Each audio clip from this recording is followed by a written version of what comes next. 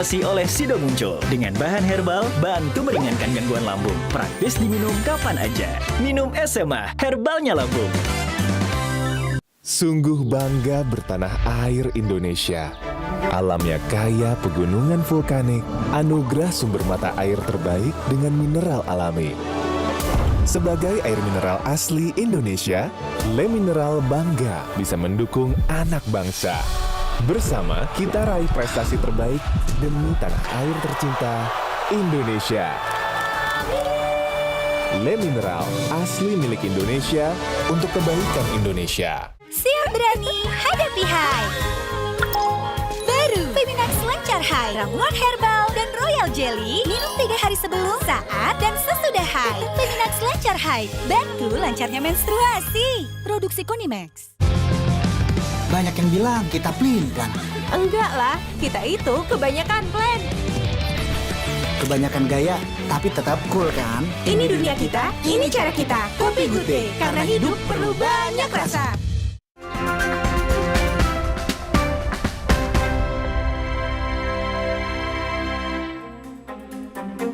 Prabowo Subianto dan Gibran Rakabuming Raka telah resmi dilantik menjadi Presiden dan Wakil Presiden Indonesia 2024-2029. Pun para menteri yang akan membantu kinerja keduanya juga telah dilantik. Kini pertanyaannya adalah, seberapa cepat kinerja para menteri untuk membantu Prabowo mewujudkan janji kampanyenya? Saat ini Kabinet Merah Putih Prabowo Gibran memiliki 48 menteri. 56 wakil menteri karena satu menteri ada yang memiliki 2 hingga 3 wakil. Dan 5 kepala lembaga di luar koordinasi Kemenko. Salah satu mantan Menteri Jokowi yang kembali masuk ke pemerintahan adalah Luhut Binsar Panjaitan. Luhut dilantik menjadi Ketua Dewan Ekonomi Nasional. Berdasarkan undang-undang diketahui Dewan Ekonomi Nasional memiliki fungsi memberi nasihat kepada Presiden di bidang ekonomi. Minta membantu untuk tata kelola. Karena tata kelola itu dengan digitalisasi, saya kira itu bisa membuat kita lebih efisien. Jadi source of revenue kita seperti katalog, simbara, untuk batu bara, simbara nikel, simbara nanti akan dengan bersama-sama. Mestinya dalam 1-2 tahun ini misalnya quick win daripada Presiden Prabowo, saya kira katalog versi 6 sudah akan kita luncurkan oleh beliau segera. Ada pula Menteri Komunikasi dan Digital Mutia Hafid yang menyebut akan fokus terhadap sejumlah hal, termasuk pemerataan konektivitas internet dan menciptakan ruang digital yang aman. Selain itu, Mutia akan menambahkan program untuk mewujudkan internet yang ramah anak. Di antaranya memang keamanan digital itu beberapa yang dititipkan secara serius oleh publik. Kemudian juga perang terhadap judi online, pinjaman online yang ilegal. Karena saya perempuan, saya tambah nggak cuma 2 itu, tapi saya tambah juga bagaimana internet ramah anak. Sementara itu, Agus Harimurti Yudhoyono (AHY) mengaku akan mempelajari tugas barunya sebagai Menteri Koordinator Bidang Infrastruktur dan Pembangunan Kewilayahan.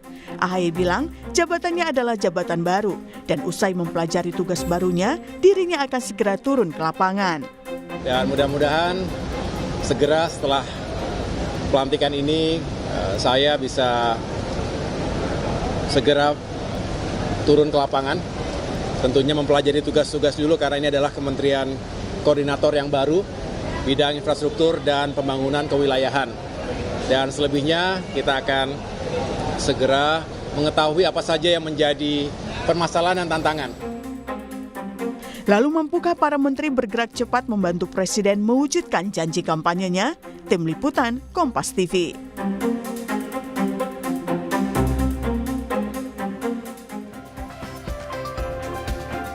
Saudara Prabowo Subianto dan Gibran Rakabuming Raka telah resmi dilantik menjadi Presiden dan Wakil Presiden Republik Indonesia 2024-2029. Pun para menteri yang membantu kinerja keduanya. Kini pertanyaannya adalah seberapa cepat kinerja para menteri itu untuk membantu Prabowo mewujudkan janji-janji kampanyenya. Kita akan bahas bersama sejumlah narasumber. Ada Wakil Menteri Transmigrasi Viva Yoga Mauladi dan juga Wakil Ketua Umum Partai Gerindra Habibur Rahman Serta di studio ada Direktur Eksekutif Trias Politika Strategis Agung Baskoro. Selamat pagi Bapak-Bapak. Pagi Selamat semuanya. pagi, Assalamualaikum. Waalaikumsalam warahmatullahi wabarakatuh. Saya kasih selamat dulu buat Pak Agung, sehat ya. Sehat Bang. Selamat dulu buat Mas Wamen. Selamat ya Mas Wamen, selamat menjalankan tugas, menjalankan amanah Mas Siva. Ya, Mas Radit. Ya. Oke. Mas Siva, sebagai Menteri Transmigrasi, Wamen, Wakil Menteri Transmigrasi yang kemarin dilantik. Ini kalau Kementerian Transmigrasi sendiri ini kan berdiri sekarang terpisah begitu ya. Kalau kemarin mungkin masih ada cakupannya di desa dan daerah tertinggal. Tapi sekarang sepertinya terpisah, berdiri sendiri di pemerintahan Pak Prabowo dan Mas Gibran. Yang menjadi goal utama di kementerian ini apa sih? Sesuai dengan peraturan Presiden nomor 139 tahun 2024 tentang penataan tugas dan fungsi Kementerian Negara di Kabinet Merah Putih ini, kita lebih fokus pertama pada distribusi sumber daya manusia di beberapa wilayah yang membutuhkan manusia yang produktif, yang unggul, yang mampu untuk kita didik untuk dapat membangun suatu daerah. Yang kedua, kita akan melakukan sinergitas, koordinasi, terutama untuk daerah-daerah tertinggal dalam aspek penataan sistem bagaimana membangun dari desa sesuai dengan visi Pak Presiden itu bisa dikembangkan. Mulai dari aspek pendidikan, aspek kesehatan, dan juga untuk pengembangan, membantu pengembangan food estate. Beberapa daerah transmigrasi yang dulu berupa desa seperti Mesuji sekarang sudah menjadi kabupaten. Jadi ada beberapa daerah transmigrasi prioritas yang butuh penataan kembali dan beberapa daerah transmigrasi yang baru yang nanti akan kita tabulasi bekerja sama dengan pemerintah daerah masing-masing bagaimana caranya agar proses untuk distribusi penyebaran penduduk ini mempertimbangkan aspek keadilan dan pemerataan dalam rangka agar masyarakat Indonesia murah sandang pangan papan dan itu menjadi bagian penting dari tanggung jawab negara untuk dapat mensejahterakan mereka. Intinya bahwa dari Kementerian Transmigrasi sudah gerak cepat. Kemarin setelah pelantikan sorenya sudah langsung sertijab, kemudian malamnya sampai malam kita rapat dalam penataan struktur organisasi karena sudah terpisah dari Kementerian Desa dan PDT, Kementerian Transmigrasi sudah berdiri sendiri, dan hari ini pun juga kita akan melakukan penataan sesuai dengan Perpres, masih diberi waktu sebulan Desember seluruhnya harus sudah selesai. Tapi kira-kira nanti dari Kementerian Transmigrasi sebelum Desember sudah selesai dalam penataan struktur organisasi untuk sumber daya manusia, aset, dan anggaran sesuai dengan Perpres 139 itu berjalan apa adanya sesuai dengan ketetapan yang telah ditetapkan di APBN 2024. Itu Mas. Oke.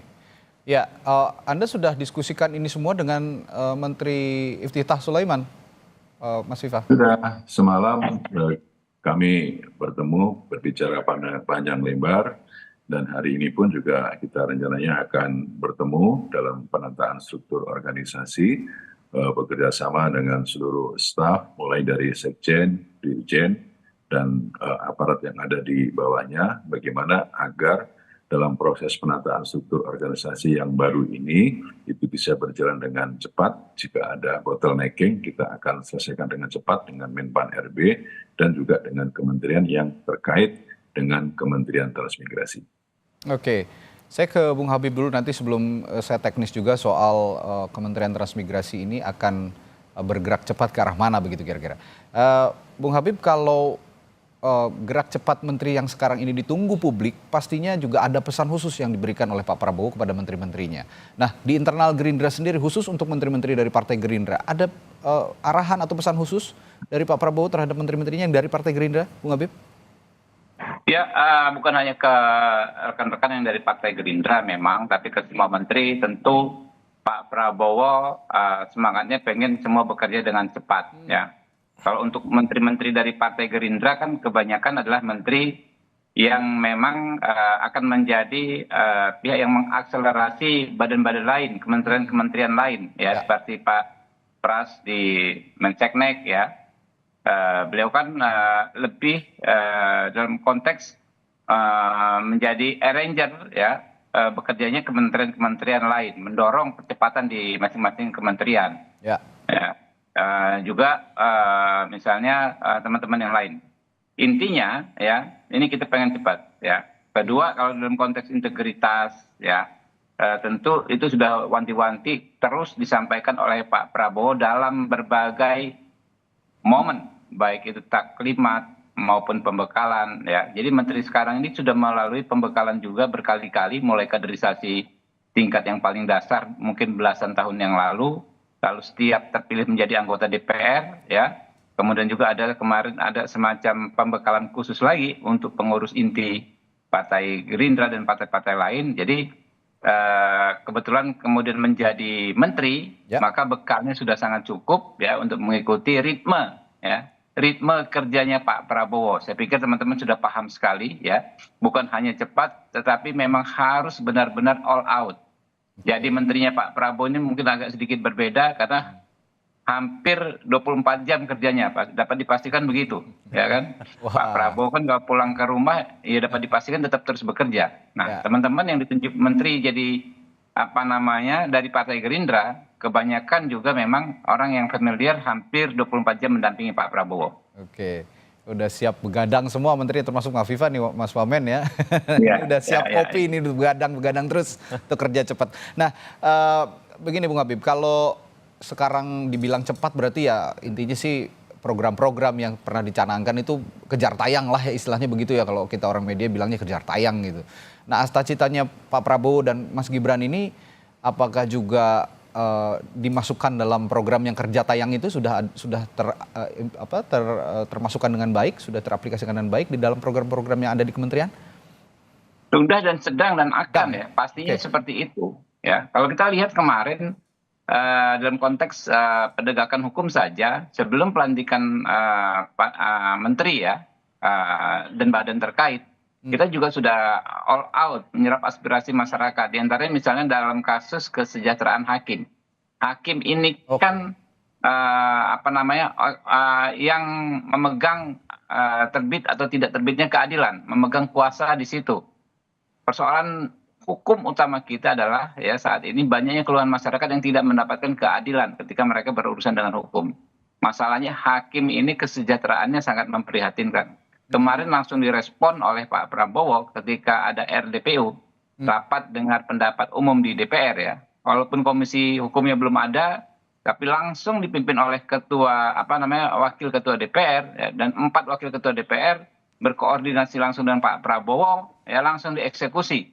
Ya, langsung dieksekusi sehingga kebijakan konkret yang menukik ya terkait pembenahan sektor hukum, perbaikan sektor hukum, penyempurnaan sektor hukum itu sudah dimulai bahkan sebelum para menteri dilantik. Oke, baik. Nah, Mas Agung, ini kan banyak lah ya individu-individu hebat yang masuk dalam kementerian. Ada 48 menteri, 56 wakil menteri, dan juga 5 kepala badan. Banyak sekali yang mengharapkan justru dengan besarnya postur ini cepat kerjanya gitu. Tapi kalau tidak diorkestrasi oleh seorang dirigen yang namanya Presiden Prabowo, itu juga sepertinya nggak akan bisa cepat gitu. Apa yang dalam 100 hari pertama saja yang harus bisa diorkestrasi oleh Pak Prabowo apa untuk kementerian yang begitu banyak ini? Iya, kemarin sempat ada program Quick Win ya, ada 7. Anggarannya juga ada lebih dari 100 triliun kalau saya nggak salah ya, 150 sekian triliun gitu. Dan 7 program itu meliputi salah satunya yang paling monumental soal pemberian makan bergizi gratis itu. Nah, saya berharap program ini karena sering diulang menjadi memori kolektif publik dalam top of mind kita sebagai program monumental, harus dikawal benar. Ya, supaya tidak bocor gitu kan.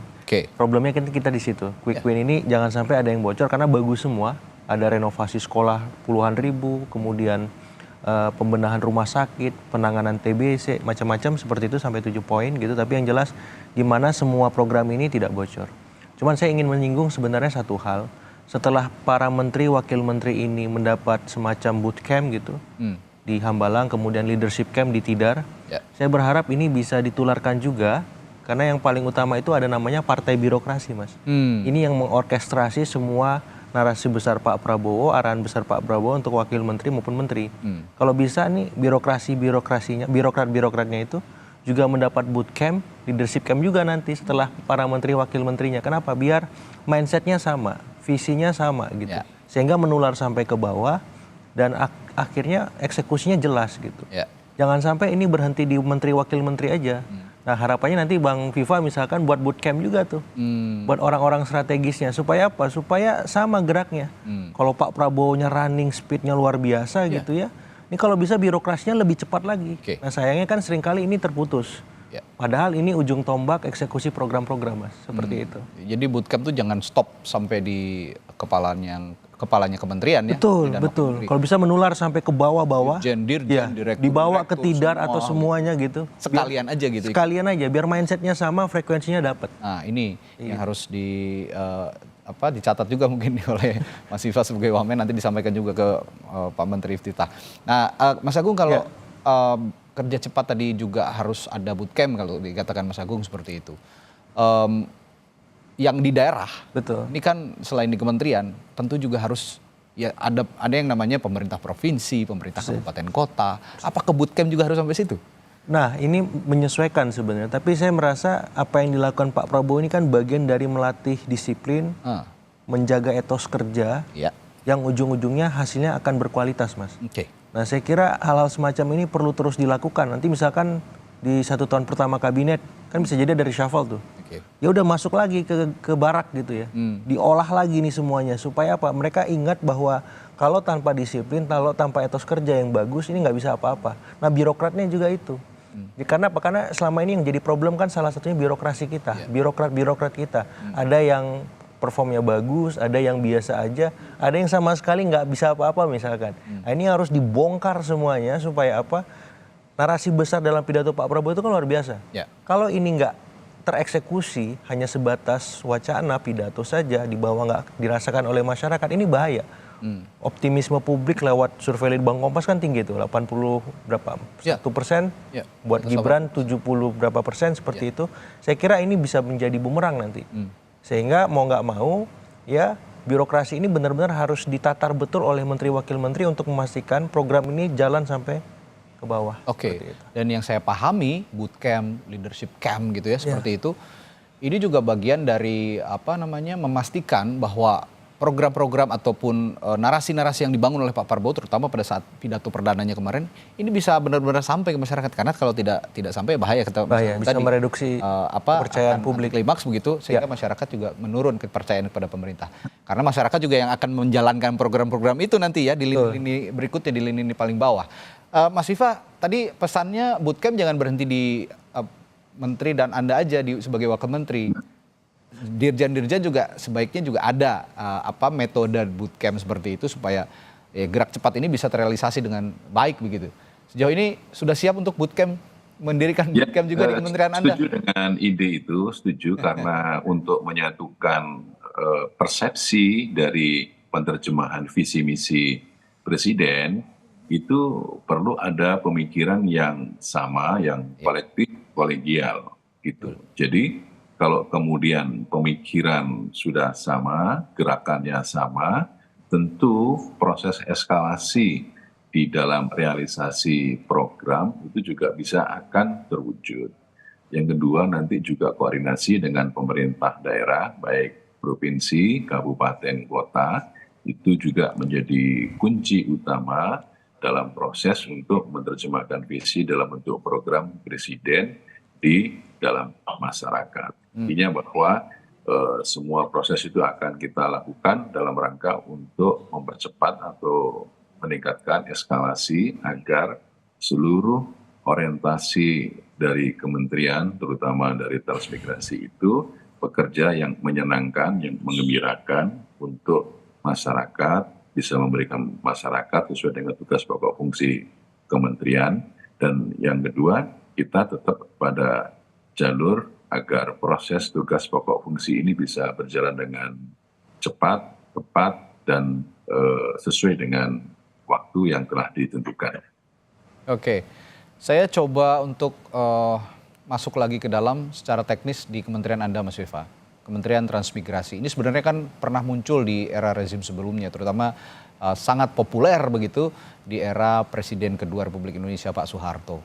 Nah, saat ini kembali muncul begitu. Kalau dulu kan misinya adalah pemerataan ekonomi ke berbagai daerah, tidak Jawa sentris begitu ya, lalu juga pemerataan pembangunan, pemerataan penduduk juga tidak tersebar hanya di Pulau Jawa. Apakah misinya masih sama atau ada pengembangan lain dari misi-misi yang pernah ada sebelumnya di pemerintahan-pemerintahan sebelumnya?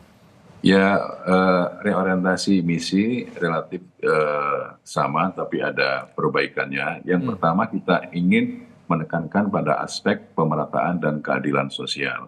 Bahwa setiap masyarakat Indonesia punya hak untuk sejahtera hidupnya, untuk diperlakukan adil, maka tugas dari negara adalah menjaga dan bertanggung jawab untuk itu. Maka program transmigrasi itu adalah menyebarkan penduduk dari satu daerah ke daerah yang membutuhkan pemukiman. Kalau dari sisi anggaran, Mas Radi, saat ini masih kecil sekali, padahal pendaftaran untuk ikut transmigrasi itu sangat banyak sekali. Saya tidak akan mengumumkan berapa, nanti biar nanti Pak Menteri yang akan mengumumkan. Jadi kita memang butuh anggaran yang banyak untuk tambahan itu, karena proses untuk melakukan transmigrasi per kepala keluarga itu juga butuh infrastruktur, butuh perumahan, butuh jaminan hidup minimal selama 1 tahun, butuh potensi peluang pekerjaan, dan lain sebagainya. Jadi kalau menurut saya, potensi untuk meningkatkan kesejahteraan dan mengurangi kemiskinan itu melalui jalur transmigrasi, saya rasa lebih efektif, lebih manusiawi, karena dari sisi yuridis semuanya itu ditanggung oleh negara. Tapi sekarang problemnya adalah soal political will dari seluruh stakeholder untuk bisa melakukan sumbangsi, kontribusi, pemikiran bahwa yang namanya program transmigrasi itu tidak hanya sekedar memindahkan penduduk dari satu daerah ke daerah lainnya, tapi juga mensinergikan seluruh program kementerian, apakah itu dalam aspek pendidikan, kesehatan, peternakan, infrastruktur, lingkungan, dan lain sebagainya, agar proses pembangunan Indonesia dari desa itu bisa terwujud sesuai dengan visi dari Presiden. Saya nanti juga akan tanya soal lebih teknis lagi soal kementerian Anda, Mas Viva, Kementerian Transmigrasi, terutama dari sisi approaching ya, mendekati masyarakat untuk bisa juga ikut berpartisipasi dalam program-program yang akan dicanangkan oleh Kementerian Transmigrasi. Tapi saya akan ke Bung Habib dulu soal koordinasi pemerintah dengan DPR. Saat nanti RDP rapat dengar pendapat begitu ya, dan pembahasan kebijakan di kementerian, komisi di DPR sebagai mitra, ini apakah punya rencana treatment yang berbeda dengan DPR sebelumnya atau masih sama polanya? Tapi jangan dijawab dulu ya Bung Habib, kita akan jeda sejenak. Anda akan jawab itu setelah jeda di Sapa Indonesia.